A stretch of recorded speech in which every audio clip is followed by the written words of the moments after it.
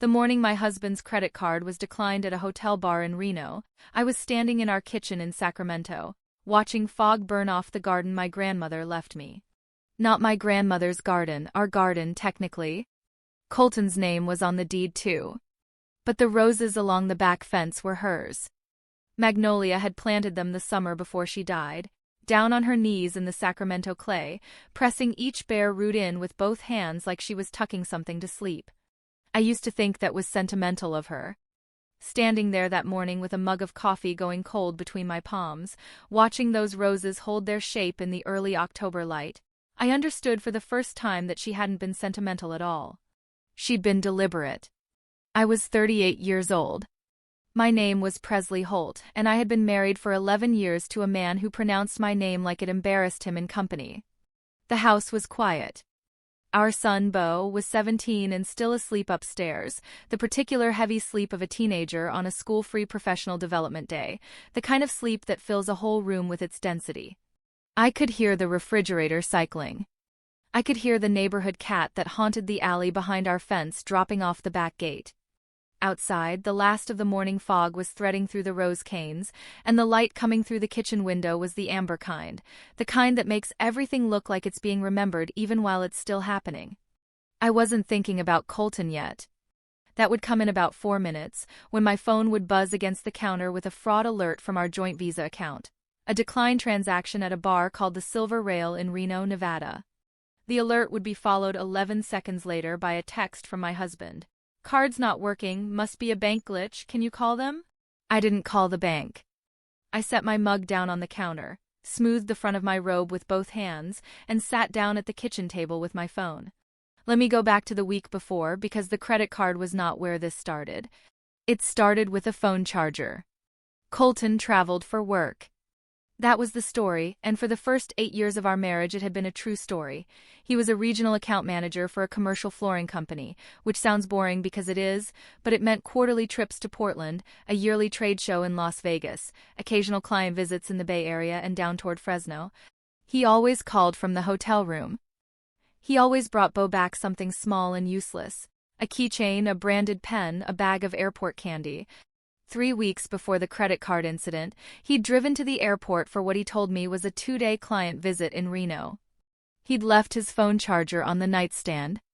I noticed it about an hour after he left, sitting on my side of the nightstand because he'd reached across to plug it in the night before and not moved it back. I picked it up to set it on his side, and that was all. Just a charger. Nothing unusual. I set it down on his nightstand, and then I stood there for a moment looking at his side of the room.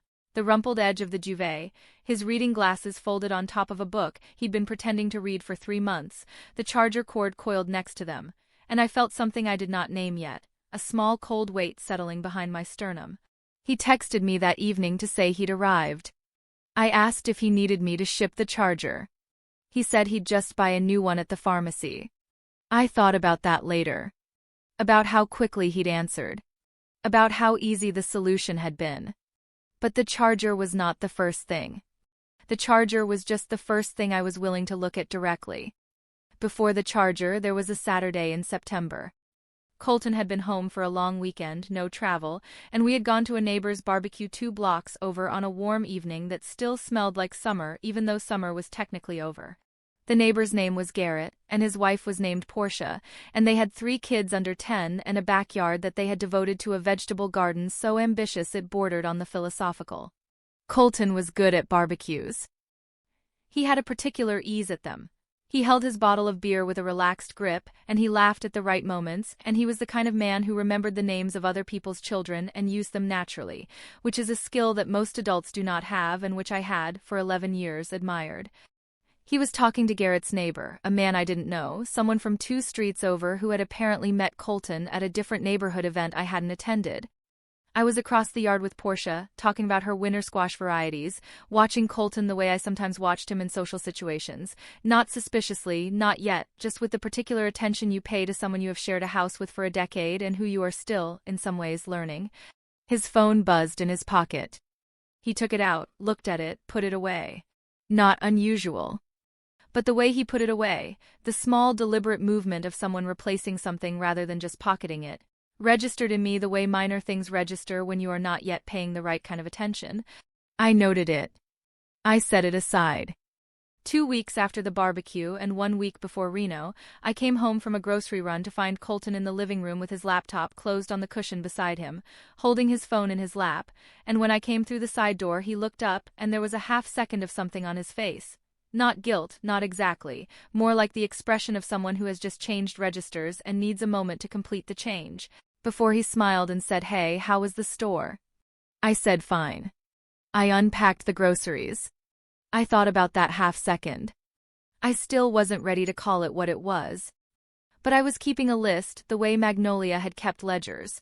Not on paper, not yet, just in the back of the part of my mind that she had trained to stay tidy. Colton Holt was not a bad man in any of the ways that announced themselves. He did not raise his voice. He did not drink to excess. He helped with dishes approximately 40% of the time, which in a marriage is better than a lot of women get, and he remembered my birthday without being reminded. He was the kind of man who people at neighborhood barbecues described as solid, which I had once taken as a compliment and had gradually come to understand was a word people used when they couldn't think of anything more specific to say. We had built a life in Sacramento that was comfortable and real and paid for. The house on Meridian Avenue, my grandmother Magnolia's house, which she had left to me in her will, which Colton's name had been added to after the wedding at his gentle and repeated suggestion, was worth, by the most recent Zillow estimate I had checked in a moment of restless insomnia, somewhere in the neighborhood of $890,000. It had 4 bedrooms and a kitchen that had been renovated in 2019, and a garden that smelled like roses from April through November. Beau had grown up in it. I had grown up in it. I had lived in that house since I was 9 years old, when Magnolia had taken me in after my parents' accident on Highway 50, up in the Sierra Nevada foothills, on a January night when black ice and poor visibility had made a bad situation unsurvivable. I remember the particular quality of Magnolia's house in those first weeks. The way it smelled, cedar and old books and the faint mineral smell of Sacramento water, which is different from the water anywhere else I've ever been. The way the kitchen light worked in the morning, coming through the east-facing window first and then the southeast window as the sun moved, so that the kitchen was lit in a slow sequence, one side at a time, the way a stage is lit from the wings before the whole thing goes up. I remember sitting at her kitchen table on school mornings while she made oatmeal on the stove, not the instant kind, the kind that takes 20 minutes, and that she stirred every few minutes with the particular patience of someone who understood that the things worth having are the ones that take time. She didn't try to make me talk. She didn't perform comfort at me. She cooked the oatmeal and she set it in front of me and she sat across from me with her coffee and she let the kitchen be the kitchen. That was how I learned that quiet was not the same as empty. I had grown up eating at Magnolia's kitchen table, doing homework in the room that was now Beau's, watching her tend those roses with the patience of someone who understood that some things only become beautiful slowly. She had died 6 years ago and she had left me the house, and that was a story I thought I knew completely. I was wrong about that, but I didn't know it yet. The morning of the declined card, I sat at the kitchen table and looked at Colton's text for a long time. "Card's not working, must be a bank glitch, can you call them?" He'd sent it 11 seconds after the fraud alert. Which meant he'd seen the decline on the bartender's screen or the card reader, walked back to his seat, and typed that message in less than 12 seconds. Which meant the explanation, bank glitch, had been immediately available to him. Ready. Rehearsed, maybe, though I did not let myself say that word yet. I opened the Visa app instead. The declined transaction at the silver rail was listed at $74. Bar tab for one at 11:40 in the morning, a Tuesday. Below it, scrolling back, were 3 days of transactions in Reno that I had not been told about. His trip was supposed to be 2 days. He had texted me Sunday night from what he said was his hotel room. He had texted me Monday morning to say the client meeting had gone long and he'd be home Tuesday instead of Monday. He was still there. It was now Wednesday. I scrolled further. There was a restaurant on Sunday night, $212, which is not a dinner for one. There was a hotel stay, the Peppermill, which I recognized as a resort property, the kind of place with a spa and a pool, and a rate that would not make sense for a business trip to Reno, which had plenty of Marriotts and Holiday Inns and parking lots where the per diem would not feel embarrassing. $487 per night. 2 nights charged. A third, begun but not yet posted. I set the phone face down on the table and looked at my grandmother's garden through the window.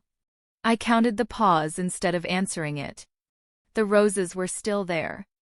October roses, older than my marriage, older than Beau, planted by a woman who had understood that the things worth keeping were the ones you pressed into the ground yourself with your own 2 hands. After a moment, I turned the phone back over and looked at the total. I did not call the bank. I went upstairs instead and knocked on Beau's door. My son was a good-looking kid in the way that occasionally startled me. He had my father's height and Magnolia's eyes, that particular calm hazel that seemed to consider everything it looked at before deciding. He opened the door in a sleep-rumpled t-shirt and sweatpants, his hair pushed sideways, and looked at me with that measuring look that had been on his face since he was approximately 4 years old and had figured out that adults were not always telling the truth. "You're up early," he said. "I'm always up early," I told him. "Is something wrong?" I looked at him. He was 17 and he was not a child anymore, and he had Magnolia's eyes, and I thought, I am going to have to say something careful here, and I need it to be true. "I'm not sure yet," I said. "But I might need your help with something this week. Can you stay close?" He looked at me the way he always did when he was deciding whether to ask the obvious follow-up question. Then he nodded. "Yeah," he said. "Sure." I went back downstairs and opened the credit card app again. The card was still active. His name was on it. Mine was too. I was the primary cardholder, a detail I had never thought much about, the way you don't think much about the structural load-bearing elements of a house until you are standing very still in the kitchen wondering what would happen if you removed one. I thought about calling my cousin Sawyer, who was a real estate attorney in Portland and who I talked to approximately twice a year, usually around Magnolia's birthday in May and at Christmas. I thought about calling my friend Dallas, who lived 3 blocks away and who had been telling me for approximately 2 years, in the gentle and indirect way of someone who is not sure she has the right to say the thing directly, that something about Colton's business trips felt off to her. I didn't call either of them yet. I made a fresh cup of coffee and sat back down at the kitchen table and opened a new note on my phone and began, methodically and without hurry, to write down every transaction I could find in the last 6 months that I did not recognize or could not account for. It took 40 minutes. By the end of it, I had a list that covered 2 pages of the note app in small text, and the coffee had gone cold again, and Beau had come downstairs and was making toast at the counter behind me, and outside the kitchen window the fog had burned off entirely, and the October sun was hitting Magnolia's roses at an angle that turned them almost gold. I looked at my list. Then I opened the credit card app for the 3rd time that morning, and I navigated to the account settings, and I found the option I was looking for. Colton's card, the supplementary card, his name, his number, was separate from mine. The primary card was mine. The supplementary card drew from the same account, but the primary cardholder could, at any time without notice, freeze or cancel the supplementary card. I had been the primary cardholder for 11 years. I looked at the option for a moment. Then my phone buzzed again. "Presley. The card still isn't working. I need you to call them. I'm in the middle of something." I set the phone face down on the table again. Behind me, Beau's toast popped. He asked if I wanted any. I said no thank you. He sat down at the other end of the table with his plate and his own phone and his glass of orange juice, and for a moment the kitchen was very quiet and very ordinary, the kind of quiet that exists right at the edge of something that cannot be taken back. "Mom," Beau said without looking up from his phone. "Yeah," I said. "Is Dad okay?" I looked at my son's face. He wasn't looking at me, but his jaw was set in a way I recognized, the way it got when he was asking a question he already suspected the answer to. "I don't know yet," I said. He nodded. He took a bite of his toast. He did not ask anything else. I picked up my phone. I opened the credit card app. I found the supplementary card, Colton Holt, card ending in 4471, and I looked at the cancel option for exactly 3 seconds. Then I pressed it. The screen returned a single confirmation. Supplementary card 4471 has been canceled. The cardholder will be notified if they attempt a transaction. I set the phone down on the table with my hand flat over it, and I looked out at Magnolia's roses, and I thought about the way she used to say that some things you do quietly, and some things you do loudly, and the important thing is knowing which is which. This was a quiet thing. I folded my hands in my lap and waited for what was going to come next, and outside the window the roses held still in the morning light, and the neighborhood was waking up around us, ordinary and unhurried, the way things always look right before they stop being ordinary at all. Bo looked up from his phone. He looked at my face, and then he looked at the phone under my hand on the table, and then he looked back at me with Magnolia's eyes. "So," he said carefully, "are we going somewhere?" I hadn't said anything about leaving. I hadn't said anything about packing, or the house, or Colton, or the hotel in Reno, or the restaurant bill for 2 on a Sunday night, or the 3 days that had somehow become 5. I hadn't said a single word about any of it. My son had looked at my face and asked if we were going somewhere. I held very still. I kept my voice even. "Why would you ask that?" I said. Bo was quiet for a moment. He turned his phone over in his hands, once, twice, and then he set it down on the table and looked at me directly. "Because you look like Grandma Magnolia used to look," he said, right before she made a decision. My throat tightened. I did not let it show. I smoothed the front of my robe with one hand and set the other flat on the table beside my phone, and I looked at my son, and I said, "I'm thinking." "Okay," he said. He picked his toast back up. He didn't push. And somewhere in Reno, Nevada, in a room at the Peppermill Resort at $487 a night, Colton Holt's phone was about to ring, and when it did, it wasn't going to be me on the other end of the line. It was going to be someone else's number on his screen, a number I had found in his call history 3 nights earlier when he'd left his phone unlocked on the bathroom counter, a number I had screenshotted and not yet acted on, a number that appeared 17 times in the last 30 days under the contact name R. Sandoval, Flooring Vendor West. I didn't know yet what I was going to do with that number. But I knew what I had just done with the credit card. And I knew, in the way you know things that you can't unknow once the knowing has arrived, that this was not the end of what I was about to find. He didn't call me. That was the first thing I noticed. Colton's card had been canceled at 9:14 in the morning Sacramento time. By 9:16 he had sent the second text, "I'm in the middle of something," and then nothing. No follow-up text. No phone call. No third message asking me to try a different card or check the account online. Just silence, which should have been the sound of a man embarrassed by a banking error and working around it, but which felt, in the specific quiet of my grandmother's kitchen, like the sound of a man recalculating. Bo finished his toast, rinsed his plate, and went back upstairs without asking anything more. He had Magnolia's gift for understanding when a room needed to be left alone. I sat at the kitchen table until 10 o'clock. Then I got dressed, drove to the branch of our bank on Howe Avenue, and asked to speak with someone about our joint account. The woman who helped me was patient and thorough. She pulled up the account history on her screen and walked me through the last 90 days. I already knew most of it from the app, but seeing it printed, she offered to print it and I said yes, made it different. 12 pages of transactions. I folded them into my bag without reading them in the branch. I thanked her. I drove home. I was back at the kitchen table by 11. I spread the pages out and read through them in order, oldest to newest, with a pencil in my hand and a yellow legal pad beside me. I circled everything I couldn't immediately account for. By the time I reached the end of the 90-day window, I had 31 circles. 31. Not all of them were hotels or restaurants. Some were cash withdrawals from ATMs in locations I didn't recognize. Woodland, Dixon, a Flying J truck stop off I-80 that I had never in my life had a reason to visit. Some were transfers to a Venmo account I didn't recognize, small enough individually to look like nothing, $40 here, $65 there, but consistent every week or 10 days, adding up to something I wrote down in the margin of the legal pad. $1,840 over 12 weeks. I sat with that number for a moment. Then I turned the legal pad over and started a second list.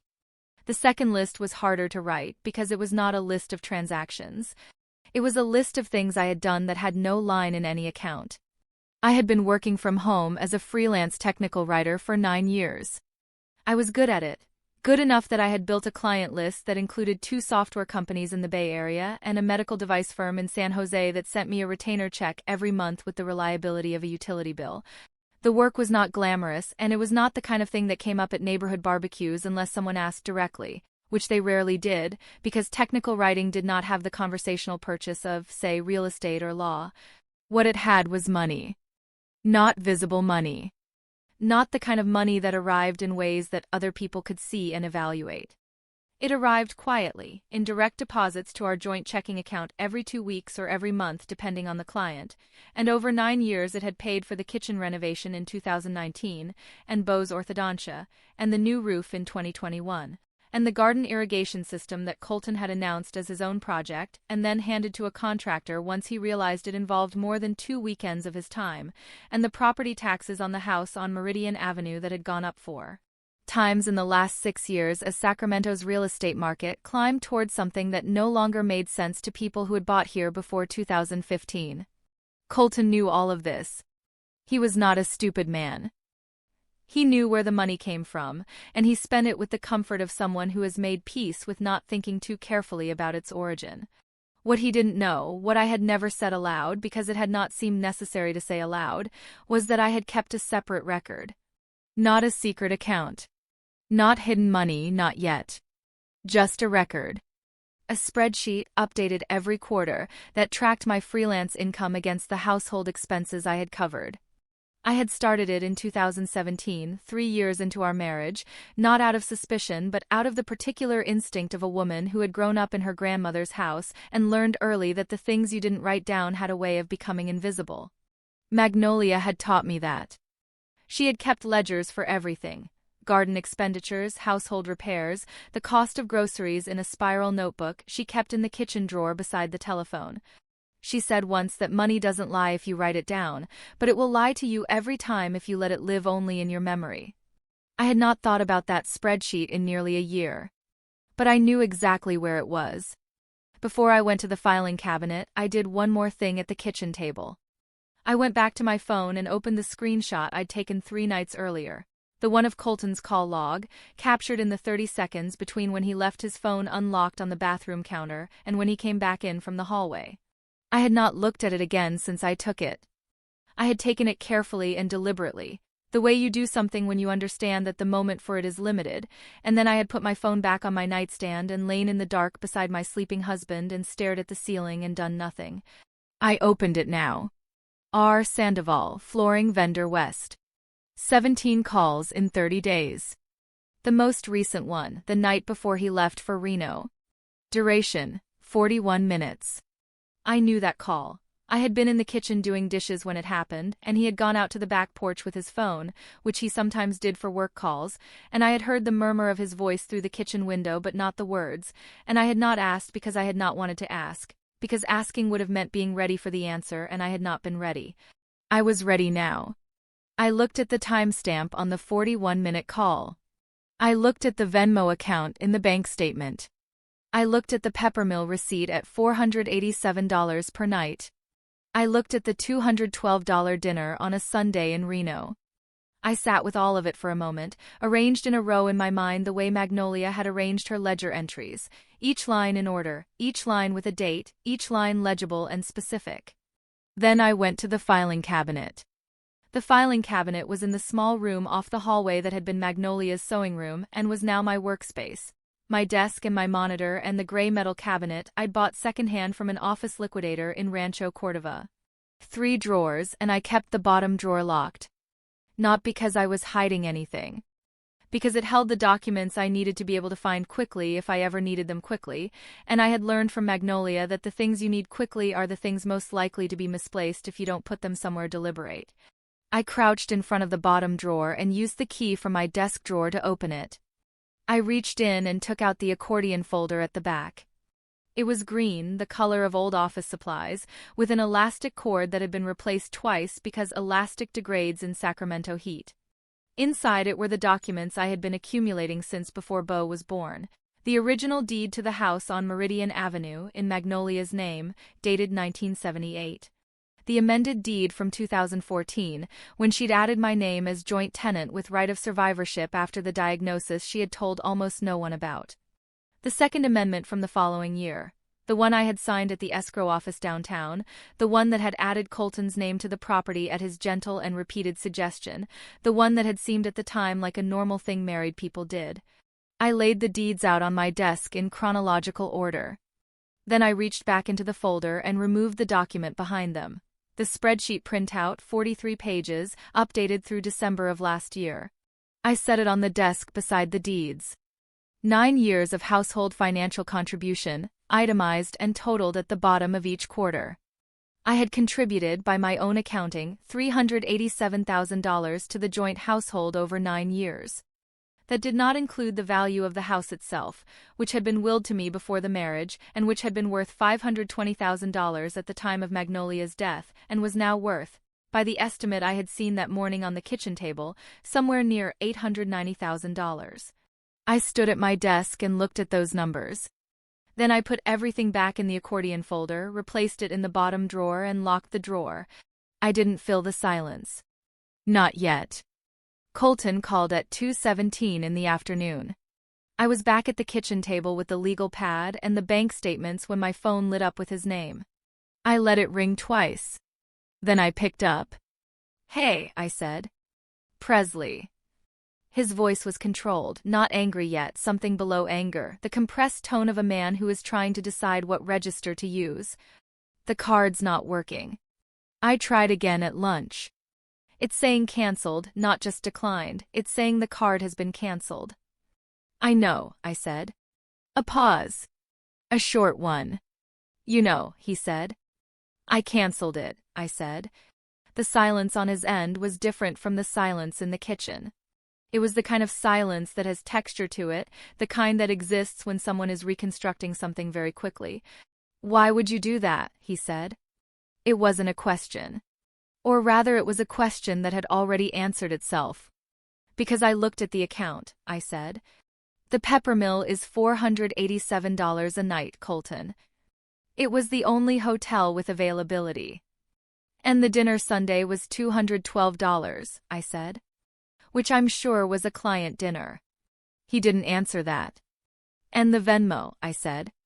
"To the account I don't recognize. $40 here, $65 there. 12 weeks. The silence stretched. I could hear ambient noise through the phone, the particular blurred sound of a hotel corridor or a lobby, something indoor and carpeted. Then his voice came back, and it had shifted, the compression gone and something harder taking its place. "That's none of your business," he said. I kept my voice steady. "It's a joint account," I said. "Presley." He said my name the way he sometimes did at parties, with the faint downward inflection that was supposed to signal to whoever was listening that he found me mildly difficult, that he bore it with good humor, that it was one of those small costs of a long marriage. He said it that way now, to me, alone, with no one else listening. "You don't know what you're looking at. You never do. You look at numbers and you think you understand something and you don't." I looked at my grandmother's roses through the kitchen window. I set my pencil down flat on the legal pad. "You should come home," I said. "I'll come home when I'm ready," he said. "In the meantime, I need you to call the bank and have the card reinstated. I have a dinner tonight." "I'm sure you do," I said. "Presley." "Come home, Colton," I said. "We should talk." He hung up. I put my phone face down on the table. Behind me, the refrigerator cycled. Outside, a car pulled into the neighbor's driveway and cut its engine. The kitchen was the same kitchen it had been that morning. Same window, same light, same roses, and it felt entirely different, the way rooms feel different once something has been said in them that can't be unsaid. I picked up my pencil and drew a slow line under the bottom of my second list, the one that was not transactions, the one that was labor and contribution and 9 years of quarterly records in an accordion folder in a locked drawer. Then I turned the legal pad to a new page and wrote 2 words at the top. I didn't write them for Colton. I didn't write them for Beau. I wrote them because Magnolia had kept ledgers for everything, and because the things you don't write down have a way of becoming invisible, and because I was beginning to understand that invisible was exactly what someone had been counting on me to stay. My cousin Sawyer called me that evening, which was not unusual. Sawyer called every few weeks, and we talked about work in Portland and the house and Beau, and occasionally about the extended family situation that Sawyer described, with his characteristic understatement, as a lot. He was 35, unmarried, and the kind of person who had chosen law because he found human behavior baffling and wanted a framework for it. I picked up and we talked for 20 minutes about nothing of consequence before he asked if everything was okay. "Why do you ask?" I said. "Because you sound the way Magnolia used to sound when she'd already decided something," he said. I set my mug down on the counter. That was the second time in one day that someone had said that to me. The first had been Beau at breakfast with his grandmother's eyes. Now Sawyer from Portland, who had known Magnolia since childhood and who heard something in my voice that I hadn't known was audible. "I might need some information," I said. "About property law. Just in general." A pause. Sawyer was a real estate attorney. He understood that just in general was doing a lot of work in that sentence. "Okay," he said carefully. "What kind of information?" "About what it means when two names are on a deed," I said. "And what the options are. In California." Another pause. Longer. "Presley," he said. "Just generally," I said. "I'll call you tomorrow," he said. "Morning." "Okay." "Okay," I said. We hung up. I stood at the kitchen counter and looked at the two words I'd written at the top of the legal pad, sitting on the table 6 feet away. Find out. Beau came down at 9 that evening, when I was at my desk in the sewing room going through the last 2 years of tax returns. He knocked on the open door and leaned in the frame the way he'd been doing since he was small enough that leaning in the doorframe put him at chest height on a grown adult. "Dad call?" he said. "Yes," I said. "Is he coming home?" "Tomorrow," I said. "Or the day after?" Beau looked at me. He looked at the papers on my desk. He didn't ask what they were. "Mom," he said. "Yeah." "If we moved," he said, "I'd want to stay in Sacramento. I don't want to change schools senior year." I looked at my son. I had not said anything to him about moving. Not that morning, not since. He had asked at breakfast if we were going somewhere, and I had said I was thinking, and that was the end of it. And now, 12 hours later, he was standing in the doorframe at 9 in the evening telling me his conditions. "We're not moving," I said. He nodded slowly. "Okay," he said. "Because the house is yours." I held very still. "What do you mean?" I said. He shrugged, the particular shrug of a 17-year-old who has said something that he understands is more than a shrug. "Magnolia left it to you," he said. "Right?" "That's what she told me. She said, 'This house is your mother's.' She said it more than once." I looked at my son for a long moment. "When did she say that?" I said. "A lot," he said. "Like the whole last year. She kept saying it. She'd say, 'Beau, remember this house is your mother's house, don't let anybody tell you different.'" The room was very quiet. Magnolia had died 6 years ago. Beau had been 11. And for 6 years he had been carrying that, "This house is your mother's, don't let anybody tell you different," without saying it, the way children sometimes carry things for their parents because they understand, without being told, that the weight needs to go somewhere. I set down the tax return I was holding. I set it down carefully, and I looked at my son in the doorframe, and I thought about an 11-year-old sitting at his grandmother's bedside in those last weeks, or at the kitchen table, or in the car on the way home from some errand, and Magnolia saying it to him, in her deliberate way, in the way she said things she needed to be remembered. She had known he would remember. That was the part that arrived with its full weight a moment later. She hadn't said it because she was confused or sentimental, or losing track of what was already established. She had said it to him because she had known he would remember, and because she had wanted someone in that house to remember it who would still be in that house long after she was gone. She had told the 11-year-old because she could not predict what the adults would do. I sat with that for a moment without showing any of it. "Why didn't you ever tell me that?" I said. Bo looked at the floor. I thought you knew, he said. And then later I thought maybe it didn't matter. And then tonight I thought maybe it did. I looked at my son for another moment. His jaw had the particular set it got when he had done something he wasn't sure was right and was waiting to find out. Come here, I said. He came over and sat on the edge of the work table I used for overflow, a few feet from my desk chair, and he folded his hands between his knees the way he'd folded them since he was small, and he looked at the floor. She told you that the whole last year? I said. Yeah, he said. Like, regularly. Not every time I saw her, but enough that I noticed. I thought she was just saying it. Like reminding herself. She was reminding you, I said. He looked up. He thought about that. Then he nodded once, slowly, and I could see on his face the moment he understood what that meant. Not the legal weight of it, not yet, but the personal weight. The weight of a woman on her knees in the clay, planting things for people she loved, working at whatever scale was available to her. Okay, he said. Go to bed, I said. I'll be up late. Okay, he said. He pushed off the work table and padded back down the hall toward his room. I listened to his footsteps on the stairs and the particular sound of his door closing, the sound I had been hearing his whole life, and I sat at my desk in my grandmother's sewing room and I thought about what he'd just said, and about everything it meant that she had said it to him at 11, in the last year of her life, repeatedly, deliberately. This house is your mother's.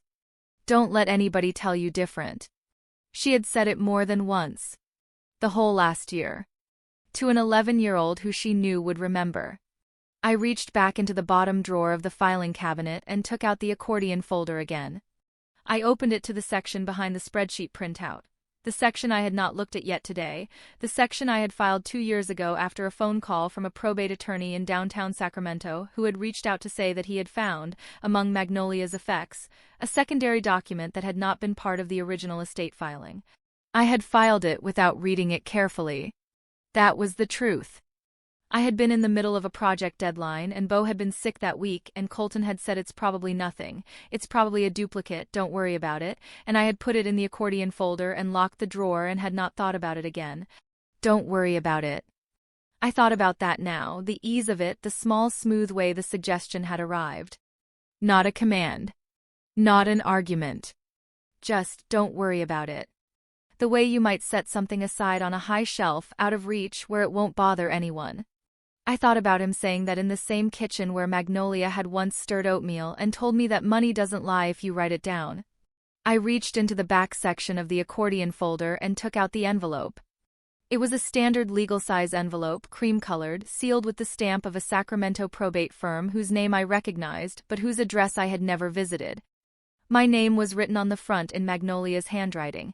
Not the probate firm's letterhead, not a typed label, but Magnolia's own handwriting, the particular slant of it that I had been reading since I was 9 years old. For Presley. When you need it. I had opened it 2 years ago. I had skimmed it, decided it was a duplicate, filed it. I had let my husband's voice tell me not to worry about it, and I had listened and I had locked the drawer and I had not thought about it again for 2 years. I held the envelope in both hands and I turned it over. And I noticed for the first time that there were 2 documents inside it. Not one. I had only read the first one 2 years ago. I could see now that behind it, visible through the slight transparency of the envelope where the desk lamp caught it, there was a second page, folded separately, that I had not unfolded. Outside, the Sacramento night was quiet. Down the hall, Bo's light was still on under his door. Somewhere in Reno, Colton was in a resort hotel that cost $487 a night, his credit card canceled, his phone call to me ending the way it had ended. I slid my thumb under the envelope's already open flap and reached inside. The second document was not a duplicate.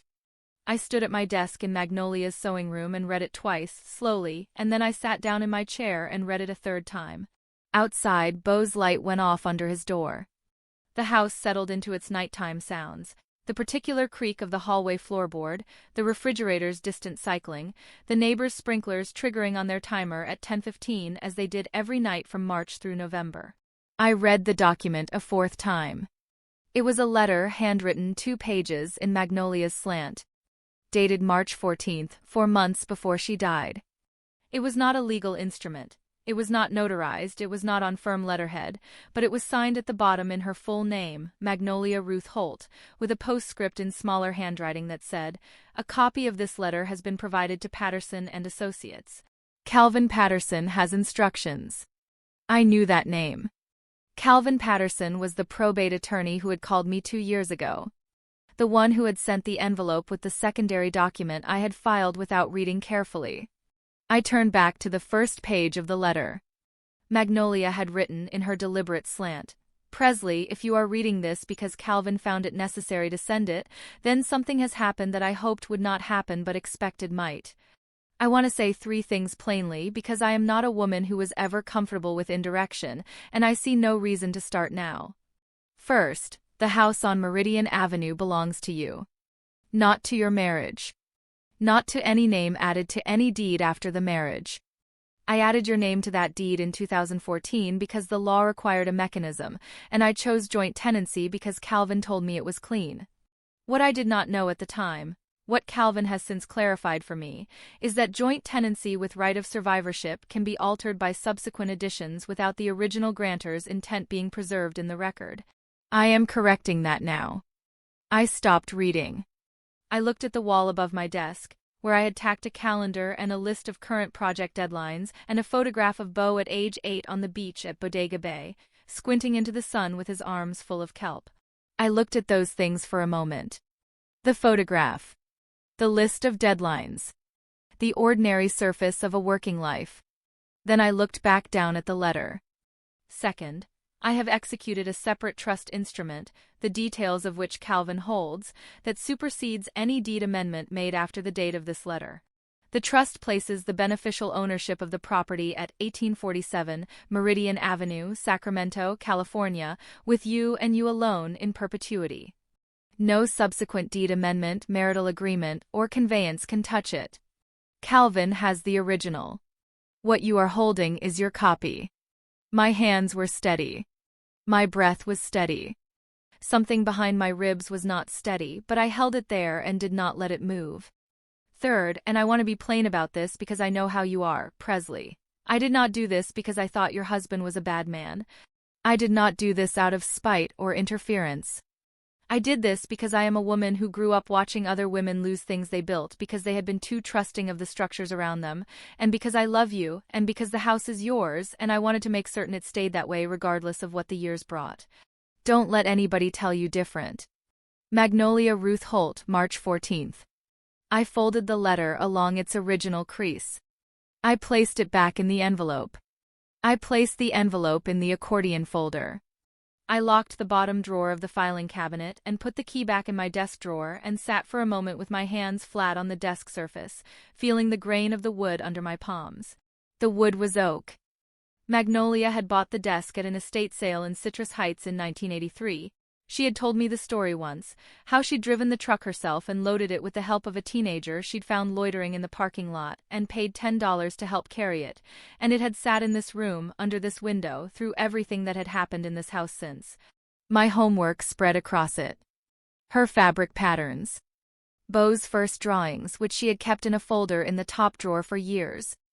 And now, 3 days of bank statements, a yellow legal pad, a spreadsheet 43 pages long, and a letter from a dead woman who had known exactly what she was doing and had done it anyway, quietly, with the same patience she brought to everything she built. Then I picked up my phone and typed a text to Calvin Patterson's office number, which I found in my contacts under Patterson Probate, Magnolia Estate. "This is Presley Holt. I need to speak with you as soon as possible." I found the letter. I sent it at 10:47 at night, knowing it would not be answered until morning, and then I went to bed and lay in the dark and looked at the ceiling of the room I had slept in since I was 9 years old, and I thought about my grandmother on her knees in the Sacramento clay, pressing rose roots into the ground with both hands. Deliberate. Colton came home the following afternoon. I heard his car in the driveway at 3:20. Beau was at school, a half day. He had texted me at noon to say he was going to a friend's house after and would be back by 6. The house was quiet in the specific way it gets on weekday afternoons in October, the light coming in low from the southwest, the garden in its autumn slowdown, the street outside unhurried. I was in the kitchen when he came through the side door. I had known he was coming. He had texted from somewhere on I-80 to say he was 2 hours out, with no other context, no explanation, no acknowledgement of our phone call the previous day. I had replied, "Okay." I had made coffee. I had sat at the kitchen table with a book I was not reading and waited. He set his bag down in the mudroom. He came into the kitchen. He looked at me the way a man looks at a room when he is trying to read it before he commits to an expression. "Hey," he said. "Hey," I said.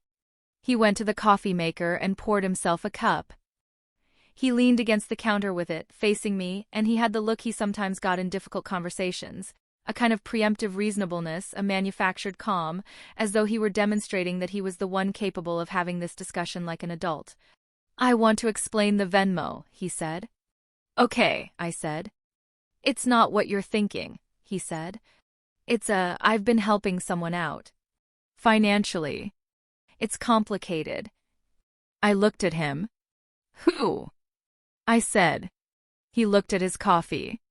"It's a colleague situation. Someone in a rough patch. I didn't want to make it a whole thing." "A colleague," I said. "Yes." "What's their name?" I said. A pause. Small but present.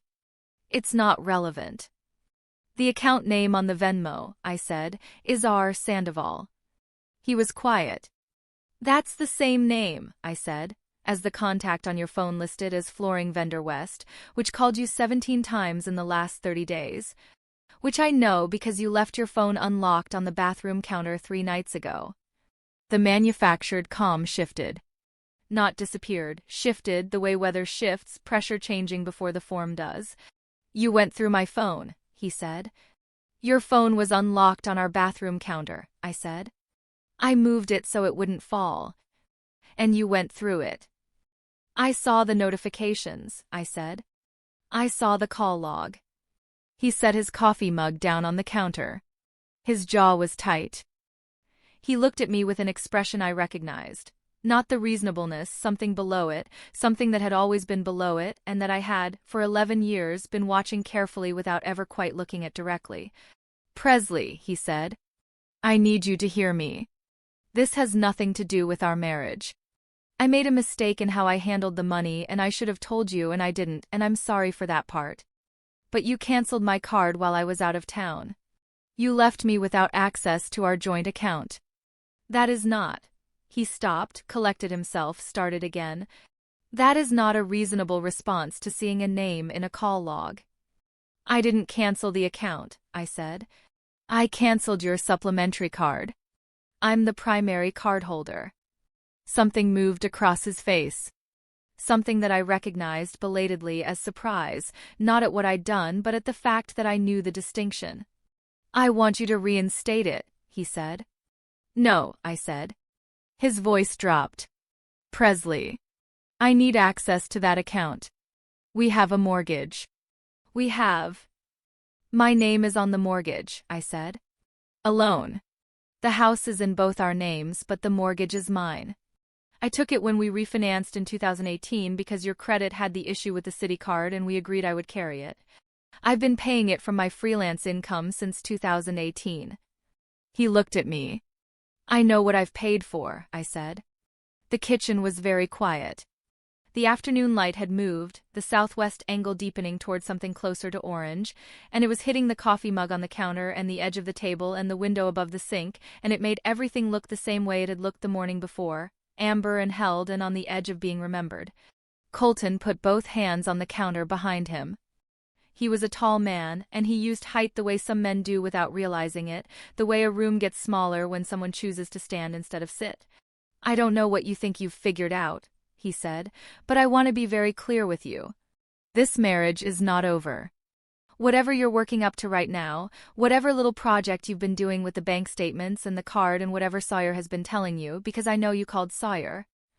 "I didn't say I called Sawyer," I said. "You always call Sawyer when you want someone to tell you what you want to hear," he snapped. "That's not a lawyer, Presley, that's your cousin who you went to for permission." "I called Sawyer," I said, "to ask about property law." In general. Property law. He said it the way he'd said you never do the day before, with the downward inflection, the faint patient disgust. You want to talk about property law? Fine. Both our names are on this house. This is a community property state. Whatever ideas Magnolia put in your head about this house being yours. Magnolia left me this house, I said. And you put my name on the deed, he said. Which makes it marital property. Which means in any division it gets split. Which means you should be very careful, Presley, about how far you push this, because you will not come out the other side with what you think you're going to come out with. I looked at him. He was not wrong about community property, in the general sense. He was reciting real law, and he knew it, and he said it with the confidence of someone who had looked something up and confirmed that it said what he needed it to say. He had the particular certainty of a man who has done just enough research to feel armed. He did not know about the trust. He did not know about Calvin Patterson. He did not know about the letter in the accordion folder in the locked drawer in my grandmother's sewing room, or the trust instrument that superseded every deed amendment made after March 14th of the year Magnolia died. He did not know that what he was describing, the community property argument, the 50% claim on the house on Meridian Avenue, had been anticipated by a woman on her knees in Sacramento clay, pressing roses into the ground with both hands, and answered 4 months before she took her last breath. I kept that inside. I held it there, behind my sternum, in the same place where the cold weight had settled the morning I'd found his charger on my nightstand. This is not a conversation about property, I said. I asked you to come home because I wanted to talk to you about the woman at the pepper mill. He was quiet for a moment. Then, I told you. Her name is on the restaurant receipt, I said. From Sunday dinner. The $212 one. It went on the card as a split charge and the second name printed. I didn't mention it on the phone because I wanted to wait until you were here. That was not entirely true. The receipt had not printed a second name. I had no way to see the second name from the bank app.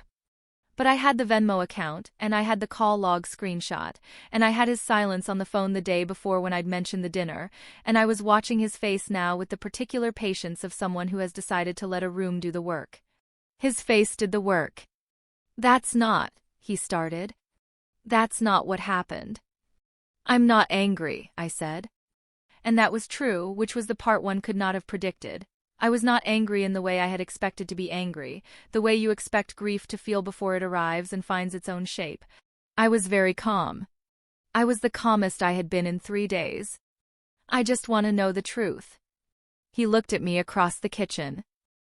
He looked at me for a long time, long enough that the light moved again, and the roses outside went from gold to their late afternoon color, the color they turned in October when the sun dropped below the neighbor's roofline and the garden went quiet.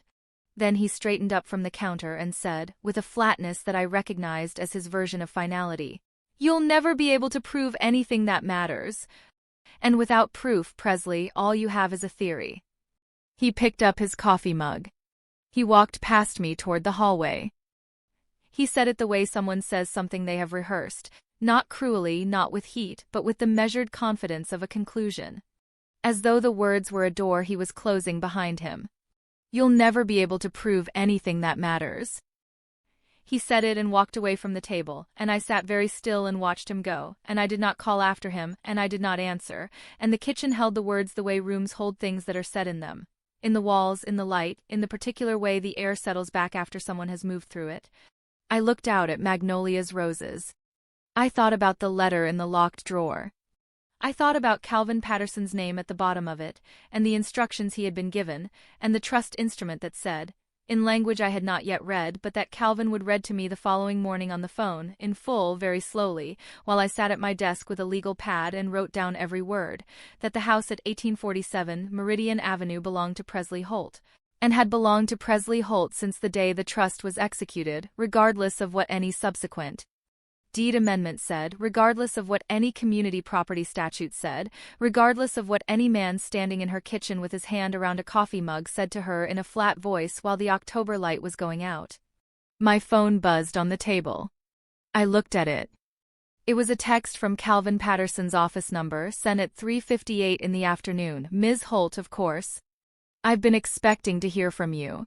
Are you available tomorrow morning at 9? There are some additional matters I should have raised when I first contacted you, and I apologize that I did not. Please bring the letter if you have it. I read the text twice.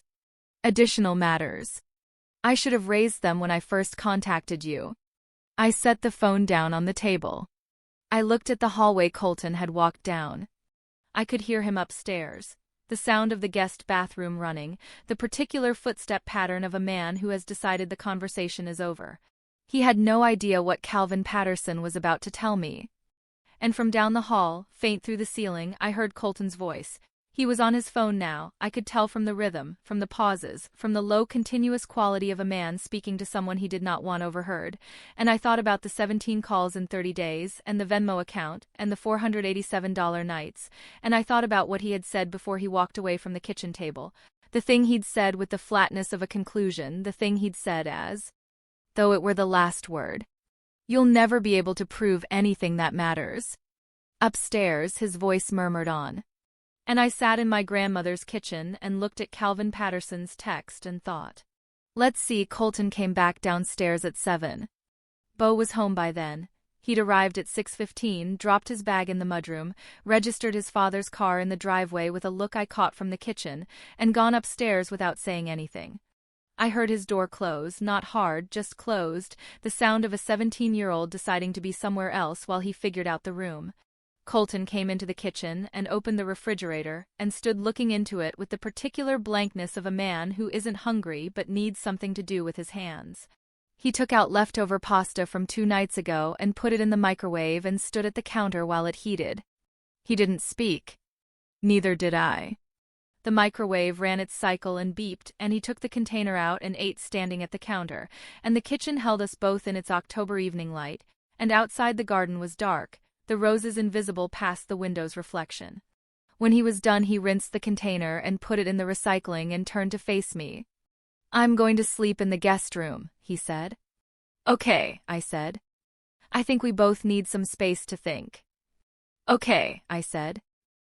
He looked at me for a moment.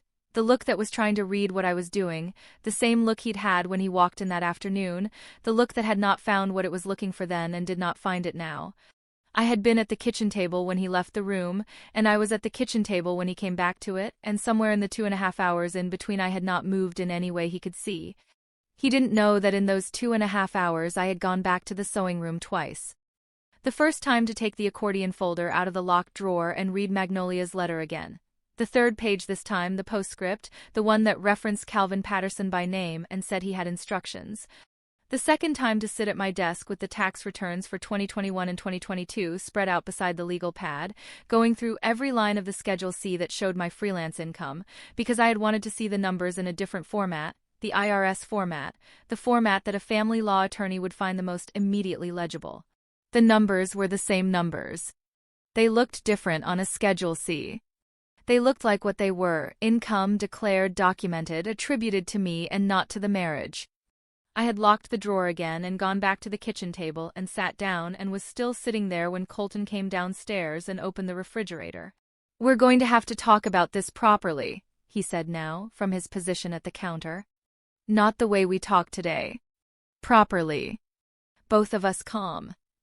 I agree, I said. He nodded as though I had confirmed something. He went upstairs. I listened to his footsteps cross the ceiling, go past Beau's room without pausing, continue down the hall to the guest room. The guest room door closed. I sat at the kitchen table for another 20 minutes. Then I went to bed, and I lay in the dark in the room I had slept in since I was 9 years old, and I set my alarm for 7:15, and I closed my eyes and I slept. Beau was in the kitchen when I came downstairs at 7:30. He had made coffee, not the way I made it. He used too much ground and not enough water, and it came out the consistency of something that had opinions, and he was sitting at the table with his phone and a bowl of cereal, and he looked up when I came in with the particular measured look that told me he had been up for a while and had been thinking. Is he still here? He said. In the guest room, I said. He'll probably be up soon. Beau looked at his cereal. He pushed it around with his spoon. Then he looked up. Mom, he said. What I told you last night. About what Magnolia said. Is that going to matter? I looked at my son.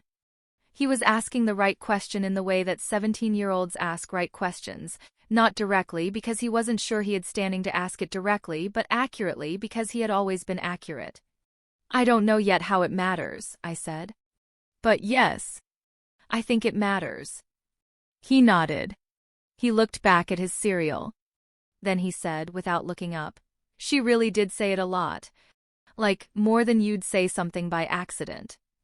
"I know," I said. We'd be doing something else, watching a show or whatever, and she'd just say it.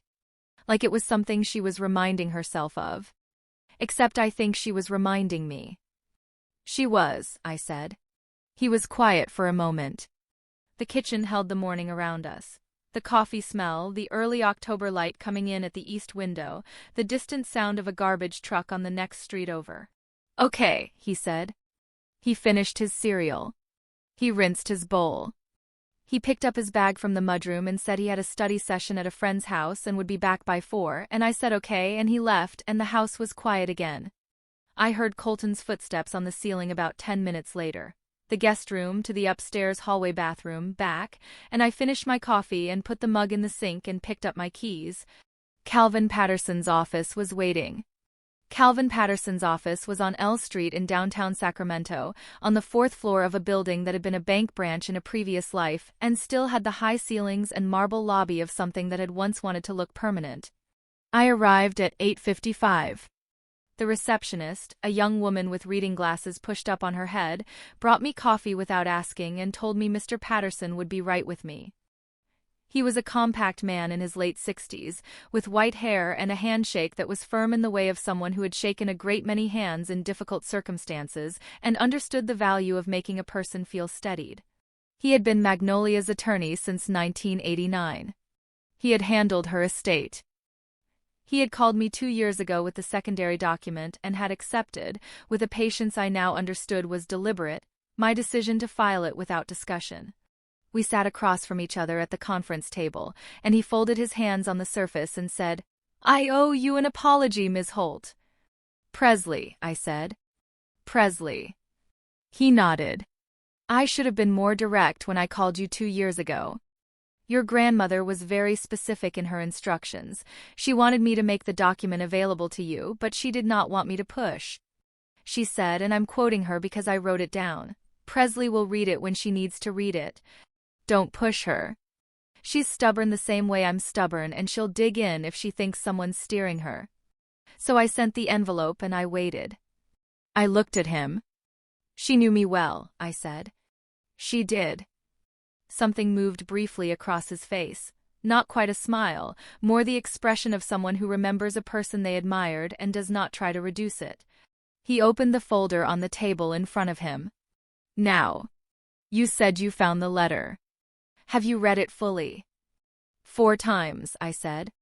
He nodded. "Then you know about the trust." "I know she mentions it," I said. "I haven't seen the instrument itself." "That's why you're here." He reached into the folder, took out a document, unfolded it slowly. 3 panels, legal size, the fold lines crisp with age, and laid it flat on the table between us. It was 11 pages, dense with the particular language of trust instruments, and Calvin walked me through it section by section. He had a specific manner of reading legal language aloud. He did not rush it, he did not simplify it, but he paused at the end of each clause and looked at me to confirm I had followed before moving on, the way a careful teacher moves through difficult material with a student they respect. The trust had been executed on March 20th of the year Magnolia died, 6 days after the letter.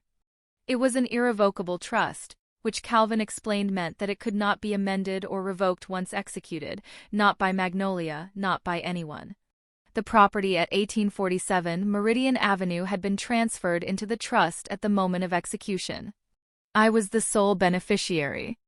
Calvin ran his finger along the relevant clause and read it aloud, slowly. The beneficial ownership of the real property described herein shall vest solely and irrevocably in Presley and Holt, and no subsequent deed amendment, marital transfer, quitclaim action, or court order arising from marital dissolution proceedings shall convey beneficial ownership of said property to any party other than Presley and Holt or her lineal descendants. He looked up when he finished reading. She did this 6 days after she wrote me the letter, I said. She did, Calvin said. She moved quickly. She had good reason to. Her health was declining faster than her doctors had initially projected, and she wanted it done before she was unable to sign reliably. She came into this office on a Tuesday afternoon with the letter already written and told me she needed it done by Friday. We executed on Thursday. I looked at the trust document on the table. 11 pages. Magnolia's signature at the bottom of the last page, in the same slant I had been reading since I was 9 years old, next to Calvin Patterson's notarial seal, dated March 20th. And the deed amendment, I said. The one that added his name. Calvin looked at me steadily. The deed amendment is a recorded instrument, he said. It exists. His name appears on it. What the deed amendment does not convey, because it cannot convey what the grantor no longer held at the time of the amendment, is beneficial ownership. The trust held the property from March 20th forward. The deed amendment was signed in July. It amended a document, but the property it referenced had already been placed in trust. You cannot deed what you don't own. He let that settle across the table between us. So his name on the deed, I said. Conveys nothing of enforceable value, Calvin said. A court would confirm that within about 45 minutes of reviewing these instruments. I've had a colleague in family law review the trust for precisely this scenario. I did that 2 years ago when I sent you the envelope because I wanted to be ready. Her conclusion is clear. I looked at the trust document. At the fold lines crisp with age. At the notarial seal. There's something else, Calvin said. I looked up. He reached back into the folder and took out a second document. Separate from the trust, smaller, 2 pages, paper slightly different from the trust instrument, less formal but clearly official. He unfolded it and laid it beside the trust on the conference table. Magnolia didn't only execute the trust, he said. In the same week, on the same Thursday, in fact, the day we signed, she commissioned an independent appraisal of the property. And she attached to the trust a schedule of assets. He turned to the second page of the document and set it at an angle so I could read it. This schedule includes not only the house, but the contents of a savings account. I looked at the page. I wasn't aware of a savings account, I said. No, Calvin said. She didn't tell you. It was opened in your name in 1994 when you were 9 years old, the year she took you in. She funded it quietly over the following 29 years. He paused. It was never touched. She made deposits, modest amounts, irregular, sometimes nothing for a year, sometimes several deposits in a quarter, but she never made a withdrawal. She left it entirely alone and let it accumulate. He was quiet for a moment, and I understood that he was giving me a moment, the way he had given me moments throughout the meeting, with the particular patience of someone who has done this before and understands that some facts need a breath of space around them before they can be properly received. I looked at the schedule of assets on the conference table. At the account number. At the date it had been opened. At the balance at the time of the trust's execution, updated by Calvin's office as recently as last month. The account held $214,000. I sat with that number. 29 years. Since I was 9 years old, sitting at Magnolia's kitchen table eating oatmeal that took 20 minutes on the stove, not knowing that in a bank across town there was an account in my name that she was filling, month by month and year by year, with the patient deliberate intention of someone building something that was meant to outlast her. She had never mentioned it. Not once. She had opened it when I was 9, and she had kept it the way she kept everything that was meant to be found when it was needed. Quietly, in the right place, with the right documentation, with Calvin Patterson's name on the relevant instructions. She opened that account when I was 9, I said. She did, Calvin said. And she never touched it. Not once, he said. Not in 29 years. I looked at the schedule of assets for another moment. Then I reached out and turned the document slightly toward me, aligning it with the table's edge, the way you handle something you need to be able to read carefully for a long time. I'll need a copy, I said. I've already made you one. He reached into the folder and took out a second document. the full trust instrument and the asset schedule together, copied and tabbed in a clear cover, and placed it on the table beside the original. "This is yours. Keep it somewhere secure." "I have a filing cabinet," I said. He smiled, just barely. "Your grandmother said you would," he said. I picked up the tabbed copy. I held it in both hands for a moment. The weight of 11 pages plus the asset schedule, the weight of something that had been waiting in a drawer on L Street for 2 years while I had been living in a house whose full dimensions I had not understood. Then I put it in my bag and I thanked Calvin Patterson and I stood up. "One more thing," he said before I reached the door. He was still at the conference table, and he had taken a single additional page from the folder, a letter on his colleague's firm letterhead signed and dated this week. "My colleague in family law has prepared a summary assessment. It covers the trust's enforceability, the deed amendment's legal effect, and, at the bottom, a section I want you to read before you go home." He held it out. I came back to the table and took it from him. I stood there and read it. It was 1 page. The first 2 paragraphs confirmed what Calvin had told me.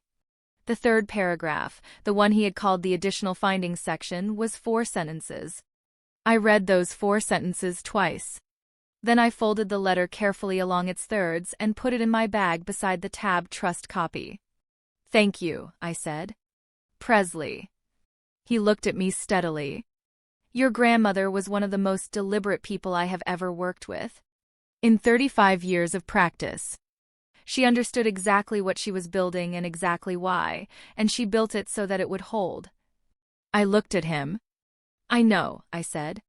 I walked out through the marble lobby and into the October morning, and I sat in the parking garage for a long time before I started the car. I took the legal summary out of my bag and read the additional findings section again, alone in the concrete quiet of the garage, with the ambient sounds of downtown Sacramento filtering in from the street level below. It is the opinion of this office that the marital estate, as defined under California Family Code, contains substantially fewer community assets than the respondent may anticipate, and that the primary financial contributions to the household during the marriage are traceable, by existing records, to the petitioner alone. I folded the letter back along its thirds. I started the car. I drove home on surface streets, not the freeway, taking the long way through Midtown and then up through East Sacramento, where the liquidambar trees were at their full October color. That particular orange-red that happens fast in Sacramento and then is gone, the color you have to pay attention to catch. I drove past the street where Delilah Marsh's office would be, though I didn't know that yet. I drove past a school, a park, a bakery with its door propped open and the smell of bread reaching the car window. I drove through the ordinary October morning of a city that was exactly the same as it had been the day before and the day before that and for every day of the 38 years I had lived in it, and which looked, from the inside of my car on this particular Tuesday, like something I was seeing clearly for the first time. I pulled into the driveway on Meridian Avenue. Colton's car was there. I went inside through the side door. He was in the living room with his laptop, and he looked up when I came in, and he did the thing he sometimes did when he was recalibrating. A small shift, a readjustment of posture, the look of someone who has been rehearsing something.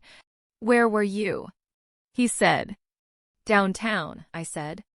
I set my bag on the mudroom bench and took off my jacket. "Sawyer," he said. "An attorney," I said. "Not Sawyer." He was quiet for a moment. Then he closed the laptop and set it on the cushion beside him. "Presley," he said. "I want to say something and I need you to actually listen." I came to the doorway of the living room and stood there. "I'm listening," I said. "I made a mistake," he said. "A serious one. I know that. And I'm not going to insult you by trying to minimize it. But what I want you to understand is that this," he gestured, a small motion that seemed to mean the house, the marriage, the mourning, all of it, "does not have to end. We have Beau. We have 17 years. We have a home. And whatever you're doing with attorneys and bank statements and—" He stopped, steadied himself. "I need you to understand that blowing this up is going to cost you more than you think. This house is marital property. I know you feel like it's yours because of Magnolia, and I understand that, I do, but the law doesn't work on sentiment. You put my name on this deed. That was your decision. And in this state, in a dissolution, that means Colton, I said. He stopped. I went to the armchair across from him and sat down. I reached into my bag and took out the tabbed copy of the trust instrument. I unfolded it, 3 panels legal size, the fold lines crisp with age, and laid it flat on the coffee table between us. He looked at it. "What is this?" he said. "It's an irrevocable trust," I said. "Executed by Magnolia on March 20th, 6 years ago. It transferred the property at 1847 Meridian Avenue into trust for my sole benefit on that date. Before the deed amendment that added your name. Before you were ever on this deed." He leaned forward and looked at the document. He was very still. "Your name on the deed," I said, "amends a document. It doesn't convey ownership, because the property had already been placed in trust before the amendment was executed. I had an attorney confirm that this morning. He also confirmed that a court would take approximately 45 minutes to reach the same conclusion." Colton was reading. His eyes were moving across the first page, and I watched his face while he read, watched the particular journey of it, from the controlled reasonableness he had walked into the room with, through something that was first confusion and then a tighter, more concentrated attention, and then a stillness that was different from calm. He turned to the second page. Then the third. "This is from 6 years ago," he said. "Yes," I said.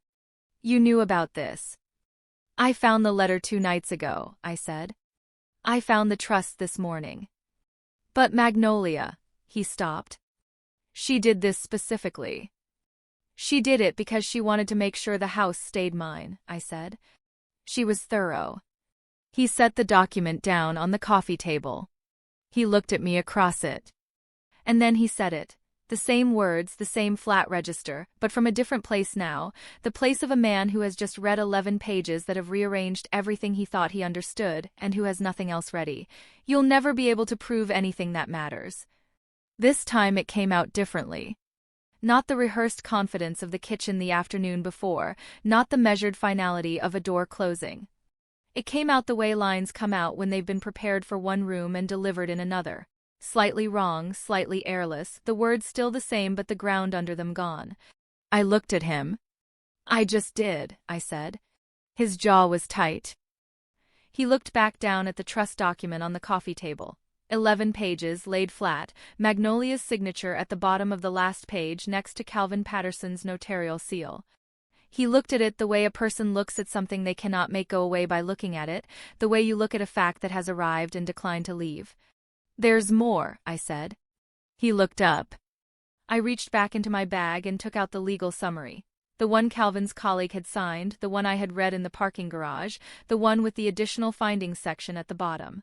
I unfolded it slowly, along its creased thirds, and laid it flat on the coffee table beside the trust. He looked at it. He looked at the account number. He looked at the balance. He went very still. I watched him read the number. "She opened that account when I was 9, I said. "She never touched it." He looked up from the page.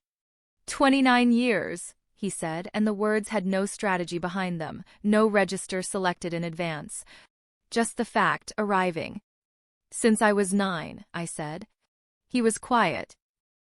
He had the look of a man doing arithmetic he did not want to finish, the particular calculation of someone who has spent 11 years in a marriage believing certain things about the structure of it and is now revising every line. He set the legal summary down beside the trust instrument. Both flat. Both open. Both as ordinary and as devastating as any piece of paper ever is when it says the thing it has been holding. He read further down the page. His eyes slowed at the additional findings section. I watched them stop. He read the last paragraph. He set the page down. For a long moment he did not say anything at all, and the living room was very quiet, and outside the October afternoon was moving through its colors in the garden, and the roses were doing what they did at this time of day at this time of year, going from gold to that deep, ordinary red that had nothing left to prove. "I didn't know about the account," I said. "She never told me. She just kept it." "The house," he said finally. "Not a question." "Is mine," I said. "Has been since March of the year she died." "And the account?" "Is mine," I said. was always mine.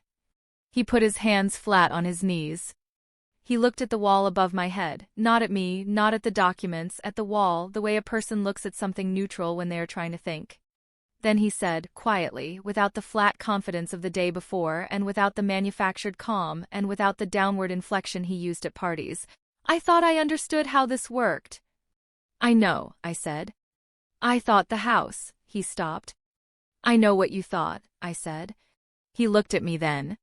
For the first time in the conversation, directly, without a strategy behind it. "What do you want?" he said. It was a real question.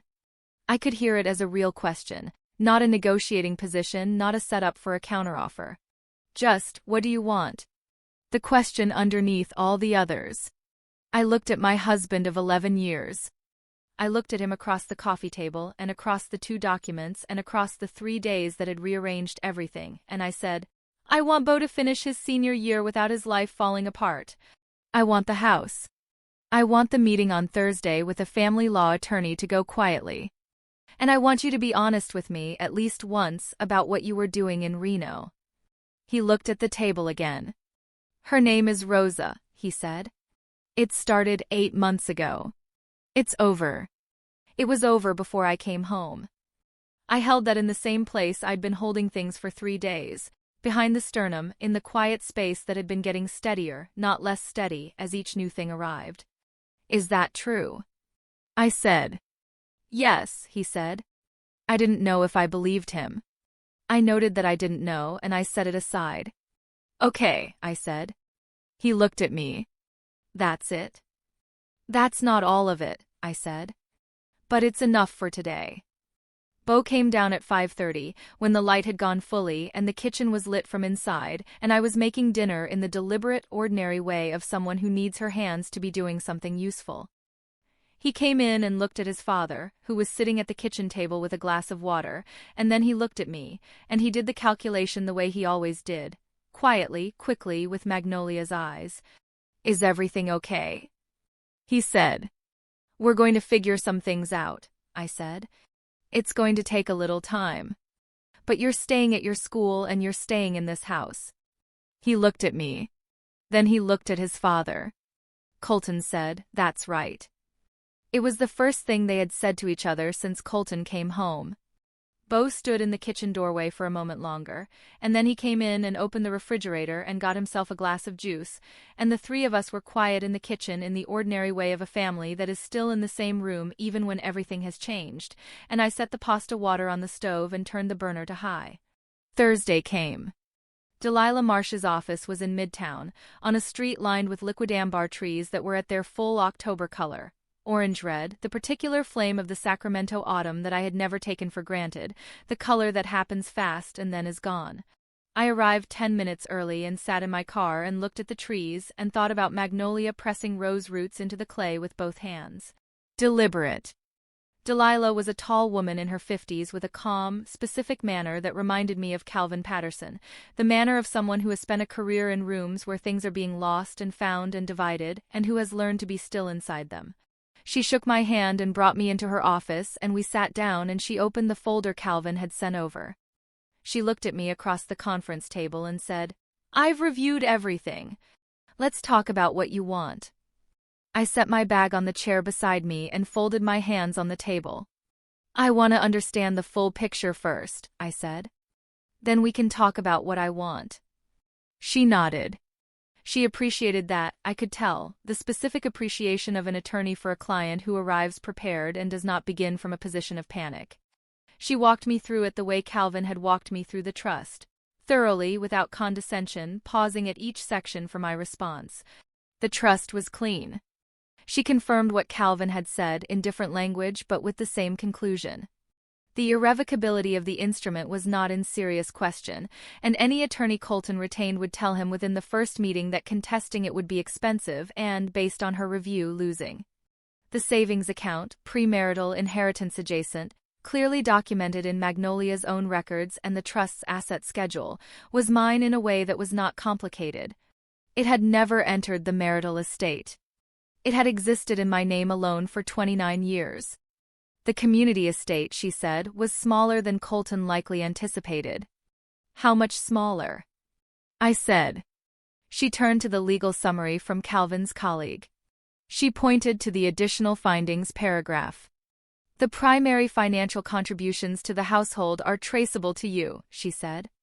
9 years of documented freelance income, covering mortgage, improvements, taxes, and child-related expenses.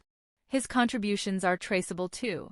His salary, a portion of groceries and discretionary expenses, the joint checking account deposits. But when you put them side by side, she set 2 pages from the folder next to each other on the table. The ratio is not what someone in his position would expect to find. What is subject to division? I said. She was precise about it, the way I appreciated. The joint checking account balance, his 401k from the flooring company, and the small investment account we'd opened together in 2017 that had not done especially well. That was the community estate. Everything else, the house, the Magnolia account, the freelance income records, was mine in ways that ranged from legally unambiguous to legally straightforward. It's manageable, she said. Yes, I said. Are you prepared for a contested process, she said, if he pushes on the trust? He won't, I said. She looked at me. You seem confident of that. He read the documents, I said. He's not a stupid man. She nodded slowly. All right, she said. Then let's talk about what you want and how we get there quietly. We talked for another hour. About timelines and logistics and the particular calculus of a divorce in a house where a 17-year-old had his senior year in front of him. Delilah was practical and unromantic about it in the way I needed her to be. She did not perform sympathy at me. She did not offer assessments of Colton's character. She simply worked through the pieces with the focused attention of someone who understood that the most useful thing she could do in a room like this was help me see the thing clearly. By the time I left, I had a folder of my own and a follow-up appointment, and the particular feeling of having handed something complicated to someone who knew what to do with it. I stood on the sidewalk outside her building for a moment. Above me, the liquidambar trees were losing leaves in a slow copper drift, one at a time, settling onto the sidewalk in the unhurried way of something that has all the time it needs. I drove home. Colton retained an attorney the following week. I knew this because he told me. We were living in the same house, which was its own particular negotiation, a careful coexistence of ordinary routines and careful silences. Dinner made and eaten and cleared. Beau's school schedule maintained. The mortgage paid from my account on the first of the month as it had been paid for years. There was a period of about 3 weeks where things moved through attorneys and documents and polite, functional exchanges that felt nothing like a marriage and nothing yet like the end of one. Colton kept to the guest room. I kept to the bedroom. Beau kept to his room and to his school and to the particular discipline of a 17-year-old who has decided to hold the ordinary shape of his life by force of will, which I recognized because I had done it myself at 9 years old in this same house after my parents were gone. He ate dinner with us. He did his homework. He texted his friends. He did not ask questions about timelines or attorneys or the documents I sometimes carried between the sewing room and the kitchen table. He asked, once, whether he would still be able to go on the ski trip his school planned for January, and I said yes, and he nodded and went back to his phone, and that was the closest either of us came to discussing it directly. One afternoon in the 3rd week, I came home from a grocery run to find that Colton had packed several boxes in the guest room. He hadn't said anything about it. I stood in the doorway and looked at the boxes.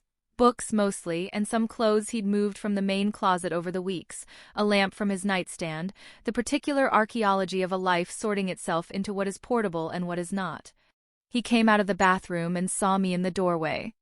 I found an apartment, he said. East Sacramento. I can be close to Beau that way. Okay, I said. My attorney said we should wait until the paperwork is further along before I move out officially, he said. But I wanted you to know. I appreciate that, I said. He looked at the boxes. Then he looked at me with the expression I had come to understand was the one he wore when he was going to say something true. Not the manufactured calm, not the reasonableness, just the tiredness of a man who has stopped performing. Your grandmother, he said. She was, he stopped. Started differently. She thought further ahead than I gave her credit for. I looked at him. Most people do, I said. He was quiet for a moment. Then, I'm sorry, Presley. For the actual thing. Not for the property stuff, I mean for Rosa. For what I did. I want to say that plainly. I held very still. My voice, when I spoke, was quieter than I expected it to be. I know, I said. That's not enough, he said. No, I said. It's not. But it's where we are. He nodded. He went back into the guest room and I went down the hall and into the kitchen, and the house held us in its ordinary afternoon, the October light coming in low from the southwest through the kitchen window, the garden quiet outside. And then, on a Monday morning in early November, Colton came into the kitchen while I was at the table with my coffee and my laptop. He stood in the doorway and he looked at me and he said, "My attorney told me about the trust." "I know," I said. "Calvin said they'd been in contact." He said. Colton stopped. He was in the doorway of the kitchen and the morning light was behind him and he looked tired, the specific tiredness of someone who has been carrying a version of events that turned out not to be the right version. He said there's no viable challenge. That the trust is unambiguous. That's what Calvin said too, I said. He was quiet for a moment. I thought, he said, and then stopped again and started again differently. When Magnolia put my name on the deed, I thought that meant she'd accepted it. Accepted me. I looked at my husband. I looked at him carefully, the way you look at something when you're trying to see it honestly. The deed wasn't hers to give, I said. She'd already put the house in trust. I think she was being kind. She was letting you feel included. He absorbed that. That's worse, he said. Maybe, I said. Or maybe she just knew what she knew and she was trying to be fair at the same time. She was complicated that way. He came to the table and sat down across from me, not in his usual chair, in Beau's chair, and he looked at the table between us. I wasn't going to try to take the house, he said. I want you to know that. I said the things I said because I was trying to hold something. I didn't actually think I could take it from you. I held very still.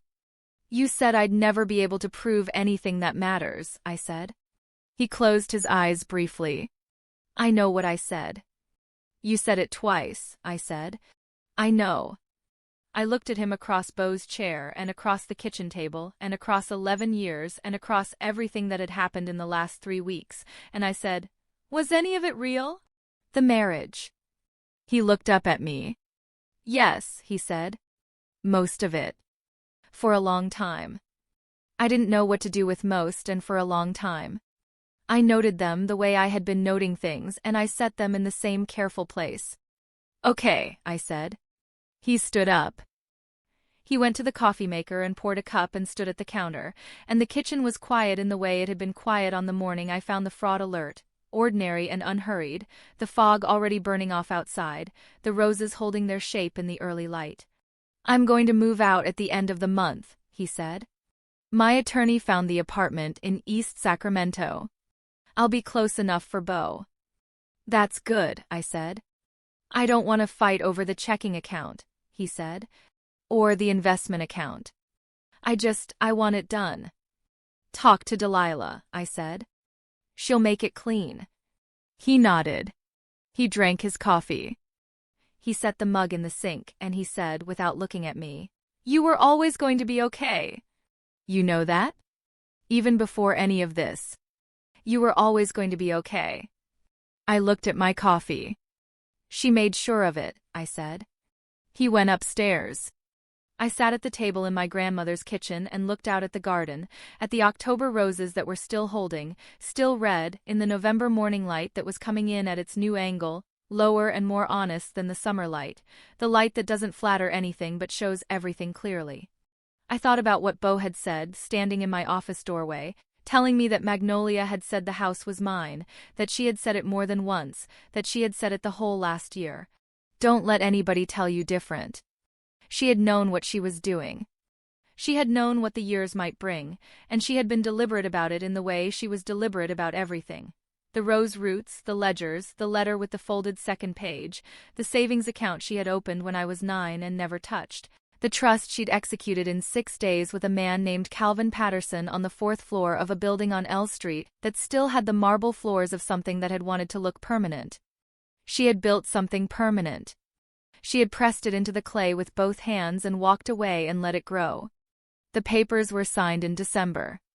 It was a Tuesday, cold by Sacramento standards, the kind of morning where the Tule fog had come in overnight, and the city was gray and muffled, and the liquidambar trees on Delilah's Street had dropped most of their leaves onto the sidewalk in a wet, copper-colored layer.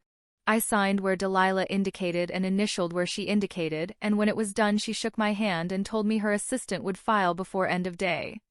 I drove home. Beau was at school. The house was quiet. I went to the sewing room and unlocked the filing cabinet and took out the accordion folder and opened it to the front section, where the deeds were. The original deed, 1978, Magnolia's name. The 2014 amendment, my name added. The 2015 amendment, Colton's name added. And behind those, the trust instrument, Calvin's copy, in its clear cover tabbed. I took out the 2015 amendment. I looked at it for a moment. His name on a document that had amended something he never actually owned. A kindness, maybe, or a peace offering, or just the particular hope that a woman in her last year has that the people around the person she loves will be what they appear to be. I put it back in the folder. I wasn't going to throw it away. It was part of the record. Magnolia had taught me that the things you don't write down have a way of becoming invisible, and the things you want to stay visible, you keep. I locked the drawer. I went to the kitchen and made coffee and stood at the window and looked at the garden. The roses were dormant now, the way they go in December, cut back to their canes, stripped of their leaves, looking from the outside like something that has given up. But I had watched them do this every year since I was 9 years old. I knew what they were doing. They were not giving up. They were going quiet, the way things go quiet when they are preparing for something. In April they would come back. They always did. Beau came home at 4. He dropped his bag in the mudroom and came to the kitchen and looked at me and said, "Did you sign today?" "Yes," I said. He nodded. He got a glass of water and stood at the counter, and he was quiet for a moment in the Magnolia way, the way of someone who is deciding what the room needs. "Are you okay?" he said. I thought about it. I held it for a moment. The honest weight of it, the complicated specific reality of being okay and not okay at the same time, of being in a house that was yours, unambiguously, for the first time in 11 years, and of that being a good thing and a hard thing simultaneously. I thought about Magnolia on her knees in the Sacramento clay, pressing rose roots into the ground with both hands. I thought about a 9-year-old sitting at her kitchen table, not knowing that across town there was a bank account in her name being filled with small, patient deposits. I thought about an 11-year-old in his grandmother's last year, being handed a sentence to carry. "This house is your mother's, don't let anybody tell you different." I thought about a woman who had sat in a probate attorney's office on a Thursday afternoon and signed an 11-page irrevocable trust, and who had been home by evening and who had never mentioned it, not once, in the 4 months she had left. I was proud of her.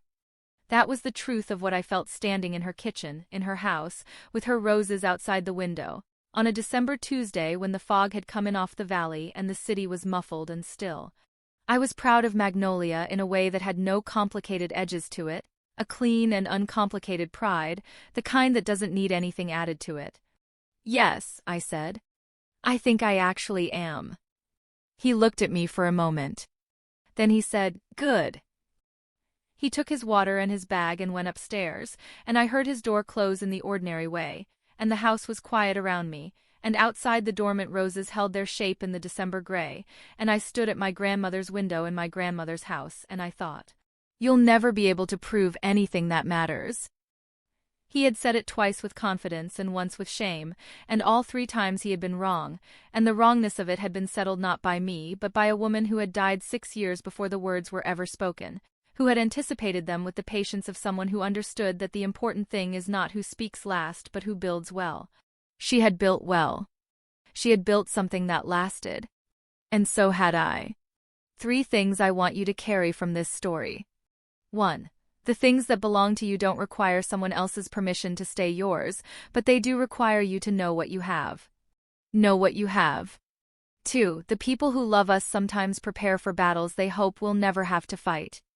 That preparation is its own kind of love, patient, quiet, and more powerful than anything that comes at you loudly. 3. Quiet is not the same as passive.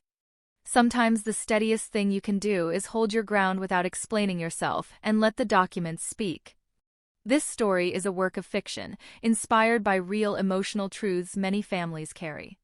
If this reminded you of your own family, of something kept, something built, something you held on to longer than you thought you could, tell me where you're watching from in the comments. And subscribe because the next one is already waiting.